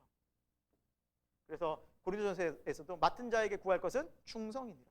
너희가 죽도록 충성하라는 말이 구원 이후의 삶은 이게 필요해요. 그만큼 열매가 하나님이 생기게 하신다. 그래서 이 말씀이에요. 나중된 자가 먼저 된다는. 이게 원래는 더 이제 20장까지 하면 이 구원의 은혜가 데나리온의 비유에서 나오는데 제가 여기서 마치겠습니다. 제가 지난 시간에 조금 오래 해서 오늘은 여기까지. 뭐 제가 나름 20장까지 목표를 잡고 왔는데 뭐 19장까지 해서 그래도 아주 흡족하게, 그래도 감사하게 한 장을 앞두고 있지만 그래서 나름 19장까지 감사하게 잘 왔다 생각이 되고요.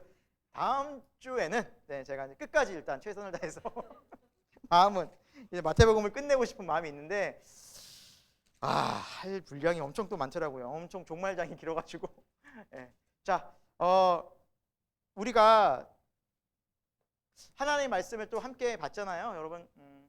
하나님의 말씀은 조금 더 버릴 것이 없고, 그리고 문맥에 귀한 말씀 너무너무 많이 있으니까 밑줄 친 부분뿐만 아니라 그것이 없는 부분도 너무너무 귀하고, 좀 제가 밑줄 친다는 것 자체가 사실은 이러면 안 되는데 치는 거긴 해요. 왜냐면은 이거 안 중요하고 덜 중요하고 뭐 더 중요하고 안 중요한 그런 부분이 아니라, 그래서 단지 그냥 문맥을 잡는, 이해하는 용이지 나머지는 여러분 다른 부분도 찾아보세요.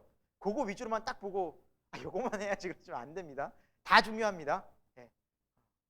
아시겠죠? 오해하시면 절대 안 됩니다. 혹시 치시다가 저기 세승민교회 목사님 이거 되게 중요해, 이것만 중요하다고 쳤는데 그러시면 큰일 나요. 제가 아주 그냥 잘못될 수 있어요.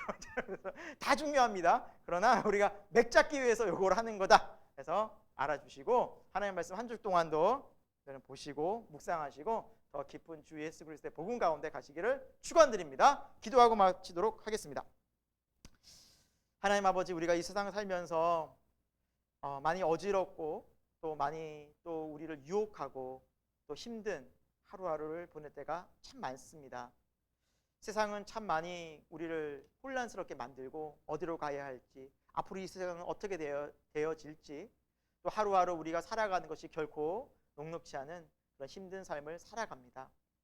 하지만 하나님의 말씀은 우리 삶에 또 등이 되고 또 빛이 되는 줄로 믿습니다. 이 어둠을 밝히시는 주의 생명의 말씀이 오늘도 우리 마음판에 새겨지고 또 이 말씀이 우리 안에 들어와서 우리가 정말 잘 이 말씀에 순종하여 또 인내하여 잘 또 열매 맺을 수 있는 정말 그런 거룩한 은혜를 허락하여 주옵소서. 하나님의 말씀은 살아있기에 또 오늘도 우리에게 필요한 말씀들을 반드시 주실 줄로 믿습니다. 하나님의 말씀을 보면서 우리가 이 시대를 믿음으로 담대하게 승리하며 또 주님의 증인되는 제자의 삶이 될 수 있도록 한 주간의 삶도 붙잡아 주시옵소서. 예수 그리스도 이름으로 기도드립니다. 아멘. 우리 하나님께 감사의 박수 올려드리겠습니다. 감사합니다. 수고하셨습니다. 네.